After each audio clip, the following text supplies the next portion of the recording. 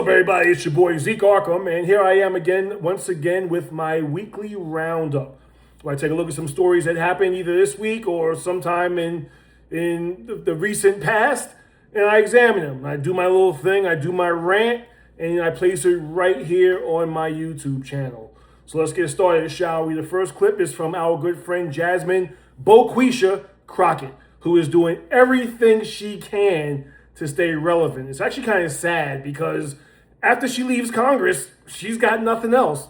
Maybe she could be on The View. I don't know. Maybe she could be a CNN correspondent. I don't know. But her whole sister girl shtick is pretty common.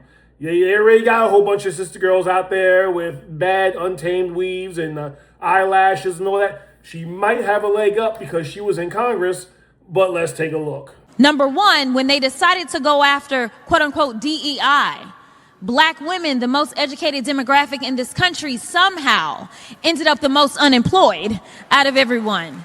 Like that is whether you, I'm just saying, there are certain targets that don't miss any of us, no matter who we think we are. Actually, none of that's true because Black people in general, Black men and women, fought for DEI. And guess what? It was white women who benefited the most from DEI. And Black folks, again, fought for the wrong thing. You allowed yourself to be hoodwinked. You allowed yourself to be bamboozled. You allowed people like Al Sharpton to get in your ear and get in your head and tell you what to believe and who to boycott and what to be angry about. And you did. And it didn't even benefit you. So, Boquiesha, listen, we all know you're a DEI hire. You said so yourself. When you got your first job at your first law firm, you told them, hire me because I'm a Black woman. It wasn't because you were qualified. It wasn't because you aced the LSATs. It wasn't because you were the top of your class. You said, hire me because I'm a Black woman. That was all you had to offer. And that is why you were a horrible attorney over there. I don't even know your record. I don't know who you defended. I don't know what you did. But I can guarantee you, if your only selling point was, I'm a Black woman, you were a horrible attorney. Check out this next one. Next one is pretty close to home for me because, as everyone knows, I was a 20-year veteran of the NYPD.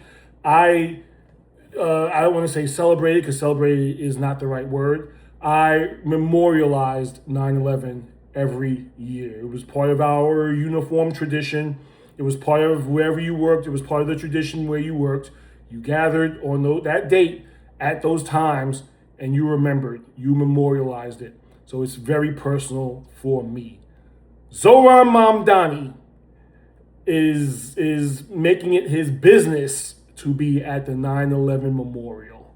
People who are survivors of 9/11 are calling on you not to go to 9/11 memorial services. I wonder how you feel about the fact that they're trying to keep you away. I will proudly honor the families, the survivors, the first responders forever impacted by that horrific terror attack by standing alongside them at this year's 9/11 commemoration, reaffirming that we will never forget the solemn day felt by all of us who call this city home and frankly by all of us who call this country home. Got the Zohran fans who were like, oh, he has to be there, and if you don't like it, it's because you're a racist. Has nothing to do with race, has nothing to do with anything. It has to do with the fact that he stood with, associated with, and was buddy-buddy with terrorists or a known suspected terrorist, which to me, you don't get that designation just by accident. You did some stuff to be where you are for people to now think of you as a terrorist. And he's proudly stood next to people who all said that the United States deserved 9/11, that those people deserved to die, that this country deserved to hurt, that we all deserved what we felt after 9/11. Currently, the signatures on the petition to tell him not to be where he is welcome, I think it's up to like 50,000 names. I'm one of them. I say I don't think he should be there. It has, like I said, has nothing to do with his skin color. I'm darker than him. Has nothing to do with his religion. Has everything to do with the fact that he is an Islamist. He is someone who lectures everybody about the Prophet Muhammad, and we have to do things like the Prophet Muhammad. And the Islamists, the extreme Islamists, which he is yet to condemn, are the ones who did all this. So if you can't condemn them, if you can't condemn someone like Hamas, if you are more interested in protecting your religion than protecting the people of the city of New York, then yes, you do not need to be there. And I am advocating for everyone there to turn their backs on him. Make a public display of how much you do not want him there. I remember being a cop and Bill de Blasio decided to invite himself to a cop funeral after everything he said, after he was pow with Al Sharpton, and after he condemned cops, and we turned our backs on him. And I was one of the ones who proudly turned my back on him. And I think that at 9/11, people are within their rights to protest because he seems to love protest. He's encouraging it against Netanyahu. I am of the opinion that when he steps up to speak, all of you turn your backs on him. Let him feel how much you don't want him there. Now, he's a narcissist, so he's not going to give a rat's ass that you're turning your backs on him. However, my opinion is you should do that. Make it known. You keep the solemnness of the occasion. You keep the seriousness and the weight of the occasion, but you let him know, I don't want you there. And this next clip, my last clip, is a problem that I've talked about a bunch. Black folks, you need to start taking accountability for what happens in your neighborhoods, what happens amongst your people, what happens in your stores.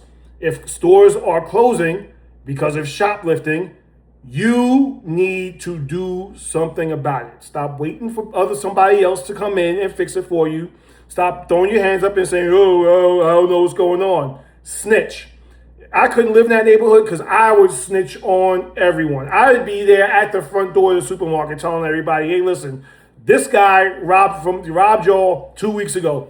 This guy shoplifted 3 weeks ago. I would snitch. You know why? Because I want my store to stay in my neighborhood. I don't need to drive a half hour out in order to go pick up basics because people in my neighborhood don't know how to act. First of all, hold up. Let's rewind all that because I wouldn't be in those neighborhoods. Screw that. No. I'd pack all my stuff and I would move someplace where people know how to act. But check this clip out. Check it out because now people are going, oh, we don't know what to do. Yes, you know what to do. Play the clip. I know the struggle. I was there. I saw it. So it's like, man, another blow to the community and ain't nothing we could do about it. Yeah, we have nothing. You know, so I don't know what we're going to do. There's nothing around here. No stores. This is basically the only store you can come to. You know, that you get fresh produce and, you know, get groceries for little or nothing. As long as you are in a position where you feel like none of this has anything to do with you and people are going to shoplift and you don't take accountability of your own neighborhood and your own stores, you're going to continue to lose stores. Stores are going to close down because they want to make money. They want to turn a profit. They don't believe in your, hey, we should just give out free groceries to everybody philosophy. They are going to pack up and move. And then what's going to happen is the land value for where you are is going to keep going down and down and down. Look at Detroit. And then what's going to happen is you're going to try to go someplace else. You're going to drive 20, 25, 30 minutes away to another neighborhood and then try to pull that fully wang over there, and they're going to arrest you because that's another neighborhood. Over in that neighborhood, they believe in law and order. Over in that neighborhood, they will hold you and prosecute you, wait for the cops, and then you will go to jail for a long time. If you go to those neighborhoods, we're not talking about Democrat DAs and Democrat attorney generals and Democrat attorneys, defense attorneys or prosecution attorneys who think that you just need a warm hug and a handshake and a stern talking to, and they'll send you on their way. Absolutely not. You are going to get prosecuted to the fullest extent of the law. So listen, if you want to shut down stuff in your neighborhood and then take a risk going to some other neighborhood, go right ahead. Go right ahead. It's not going to work out for you. Or you could take responsibility for what's going on in your neighborhood. Thank you all for sticking with me. Please like, subscribe, share. Help me to spread my message. Help me to make more of these videos by sharing them and giving feedback. And I appreciate all the comments and all the feedback, whether it's good, bad, or ugly, from my first video. And I'm going to do more of these. I like doing these. So I'll be here hopefully every Friday or Saturday to do these. If I go on vacation, I can't do these. But if I'm here, if I'm sitting in my house, in my new recording space, I'm going to do these. I'm going to put them out. So thank you all for sticking with me. Here's to many more. Zeke Arkham, gotcha 6. Bye.